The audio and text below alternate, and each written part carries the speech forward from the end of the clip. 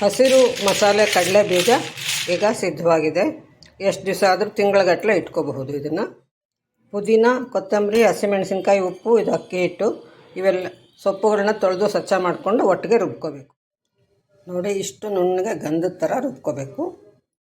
ಇದರಲ್ಲಿ ಸುಮಾರು ಒಂದು 300 ಗ್ರಾಮಷ್ಟು ಕಡಲೆಕಾಯಿ ಬೀಜ ಇದೆ. ಅದಕ್ಕೆ ಇದನ್ನೆಲ್ಲ ಹಾಕ್ಕೊಳ್ಳೋಣ. ಸ್ವಲ್ಪ ಜಾರ್ ತೊಳೆದಿದ್ದು ನೀರು ಹಾಕ್ಕೊಂಡು ಒಂಚೂರು ನೆಕ್ ನೋಡಿ ಉಪ್ಪು ಖಾರ ನೋಡ್ಕೊಳ್ಳಿ. ಉಪ್ಪು ಜಾಸ್ತಿ ಇದ್ದರೆ ಮೆಣಸಿನ ಪುಡಿ ಹಾಕ್ಕೋಬಹುದು. ಇದನ್ನಿಷ್ಟು ಅಡಿಕೆ ಹಾಳೆಗೆ ಹಾಕ್ಕೊಂಡು 2 ನಿಮಿಷ ಓವನಲ್ಲಿ ಇಡೋಣ. ಚೆನ್ನಾಗಿ ಕಲಸಿ 2 ಭಾಗ ಮಾಡ್ಕೊಳ್ಳಿ. ಒಂದೊಬ್ಬೆ ಸುಮಾರು 5-6 ನಿಮಿಷ ಹಿಡಿಸ್ತು. ಈಗ ಗರಿ ಆಗಿದೆ. ಒಂದೊಂದು ನಿಮಿಷಕ್ಕೂ ಕಲಿಸ್ತಾ ಇರಬೇಕಾಗತ್ತೆ. ಅದು ತುಂಬ ಮುಖ್ಯ. ನನ್ನ ಚಾನಲಲ್ಲಿ ವಿವರವಾದ ಪೂರ್ತಿ ವಿಡಿಯೋ ಕೂಡ ಇದೆ.